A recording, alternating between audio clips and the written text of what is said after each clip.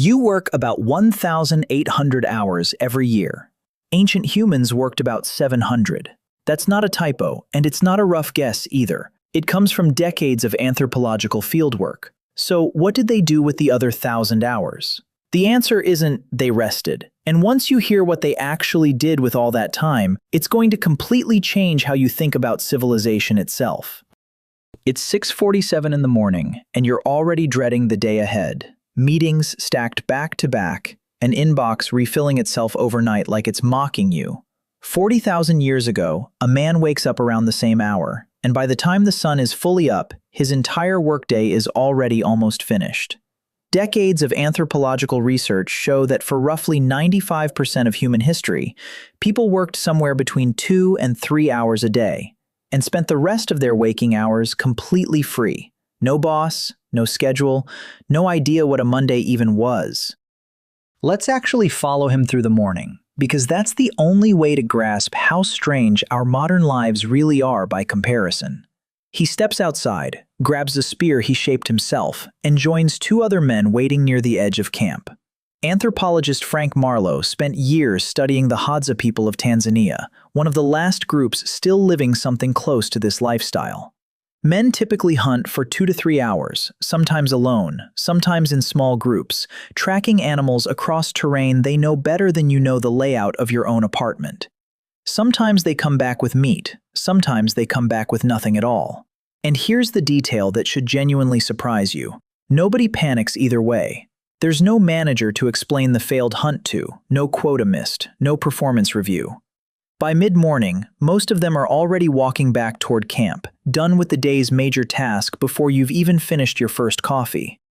Meanwhile, back at camp, the women are just heading out for their own work, and it looks nothing like a grim, desperate scramble for survival. Anthropologist James Sussman documented something almost identical among the Juhowansi people of the Kalahari. Groups of women gathering tubers, berries, and nuts, talking constantly the entire time, treating the work more like a long walk with friends than actual labor. Foragers typically gather enough food for the entire group in about 15 to 17 hours a week combined, not per day, per week. By early afternoon, the gathering is done too, baskets full, and the whole camp has essentially finished its labor for the day, hours before most modern workers even hit their afternoon slump.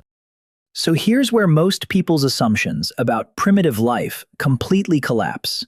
They didn't spend the free afternoon anxiously preparing for tomorrow, or bracing for scarcity, or just lying around doing nothing. That's the version we've been told, and it's wrong. Here's the real shock. With that spare 1,000 hours a year, they invented music, they invented jewelry, they invented storytelling, they invented art, not as hobbies squeezed around real work, as the main event because they had the time to actually do it. Archaeologists have recovered beads carved from ostrich eggshells dated to over 70,000 years ago. Jewelry with zero survival function whatsoever, made purely because someone had the time and the impulse to make something beautiful. The oldest known cave paintings, over 40,000 years old, weren't created during scheduled work hours by professional artists. They were made by people with entire free afternoons and nothing forcing them to do anything else. Flutes carved from vulture bone, some of the oldest known musical instruments on Earth, tell you that music wasn't a luxury reserved for the wealthy. It was something you did on an ordinary Tuesday because you had hours to spare and nobody demanding them back. Storytelling wasn't filler either. Researchers believe long, complex oral narratives functioned as entertainment, education, and social glue all at once, passed down and reshaped for thousands of years, some of it possibly still echoing in myths told today. Every foundation of human culture, the things we now call the arts, emerged because our ancestors had abundant free time. Economist and anthropologist Marshall Salins coined a phrase in 1966 that still makes modern economists uncomfortable. He called hunter-gatherer societies the original affluent society. Not affluent because they owned more, affluent because they wanted less. And what they wanted, they could get within a couple of hours of effort, leaving the rest of the day genuinely, entirely theirs. Theirs to turn into art, music, and stories, instead of into anything resembling a resume. So if life really worked like that, why would anyone ever trade 2 or 3 relaxed hours a day and 1,000 hours a year of pure creative freedom for what we have now.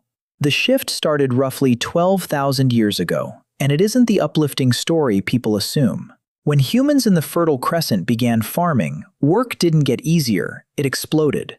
Fields demand constant attention, planting, weeding, protecting crops from animals and rival humans, harvesting before weather ruins everything, storing it all before it rots.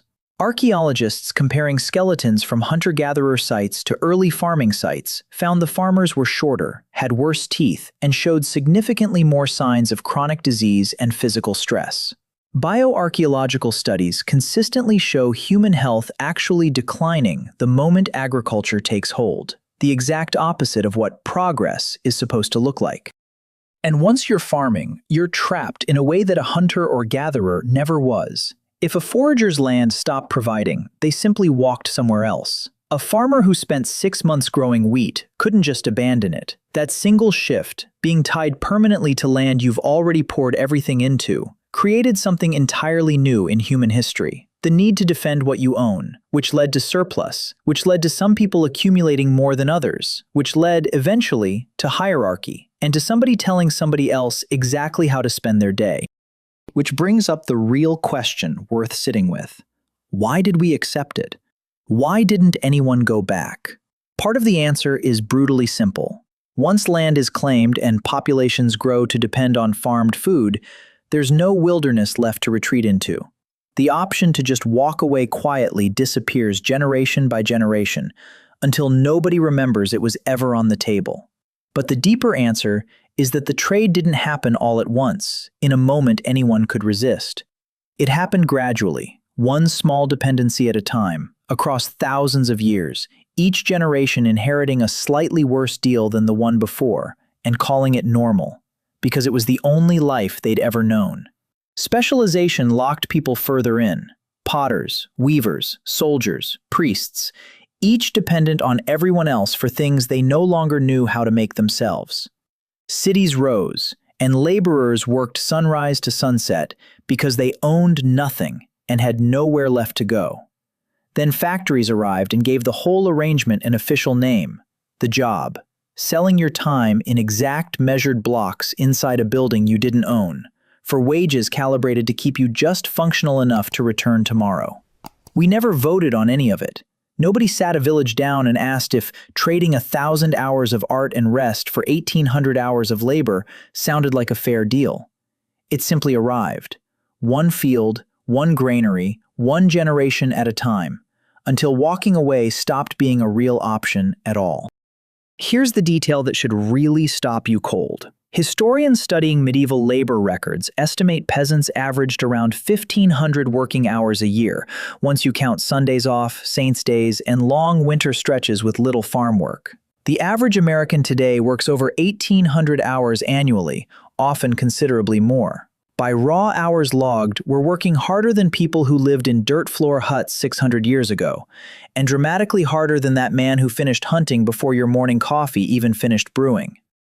We didn't evolve to sit under fluorescent light, refreshing a screen, waiting for permission to eat lunch.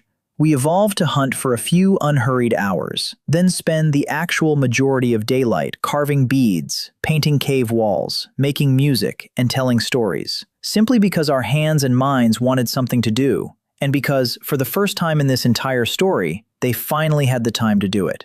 That capacity never left us. It's still there, underneath the meetings in the inbox. The exact same brain that once finished its entire workday by mid-morning and spent the other 1,000 hours a year inventing everything we now call culture, quietly wondering whether the trade we made was ever really worth it.